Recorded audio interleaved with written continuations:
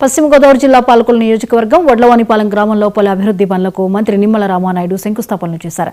గత ప్రభుత్వంలో కేంద్రం నుండి పంచాయతీలకు వచ్చిన నిధులను పక్కదారి పట్టించి జగన్ దోచుకున్నాడని రామానాయుడు ఆరోపించారు. పంచాయతీ నిధులన్నీ ఖాళీ చేసి సిబ్బందికి జీతాలు ఇవ్వలేక సర్పంచులు జోలి పట్టుకునే పరిస్థితి తెచ్చాడని రామానాయుడు ఆరోపించారు. స్థానిక సంస్థల బలోపేతానికి ఆర్థిక సంఘం నిధులను నేరుగా పంచాయతీ అకౌంట్లతో జమ చేస్తున్నామని మంత్రి నిమ్మల చెప్పారు. జలజీవన మిషన్ పథకాన్ని 2028 వరకు పొడిగించేలా 2250 కోట్ల నిధులు తీసుకొచ్చినట్లు మంత్రి రామానాయుడు చెప్పారు.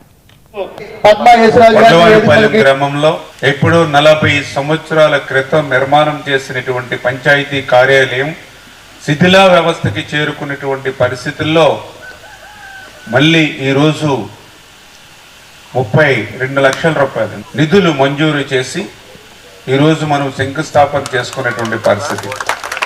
అదేవిధంగా ఈ వడ్లవానిపాలెం గ్రామానికి సంబంధించి పెచ్చేటివారిపాలెం బీసీ సోదరుల శ్మశాన వాటిక దురదృష్టవశాత్తు 5 సంవత్సరాలు గత ప్రభుత్వం చేసినటువంటి నిర్వాహకం వల్ల ఆర్థిక పరిస్థితి అంతా కూడా కుంటుపడినటువంటి స్థితిలో అవకాశం ఉన్నంత వరకు ఇంకా కంపెనీలని కానీ సంస్థలను కానీ సిఎస్ఆర్ నుంచి అయినా సరే వాళ్ళ ఫండ్స్ని రిక్వెస్ట్ చేసి వాళ్ళకి ఇచ్చేటువంటి సిఎస్ఆర్ ఫండ్స్ ద్వారా ఈ వాటర్ ప్లాంట్లు, అదేవిధంగా బరిల్ గ్రౌండ్స్, శ్మశాన వాటికలు ఇట్లాంటివన్నీ కూడా కొన్ని చేయాలనేటువంటి ఆలోచనతో ఈరోజు వడ్లవానిపాలెంలో ఆ ఓఎన్జీసీ సిఎస్ఆర్ ఫండ్స్ నుంచి ఆ 15 లక్షల రూపాయల కార్యక్రమాన్ని కూడా ఈరోజు శంకుస్థాపన చేశాం.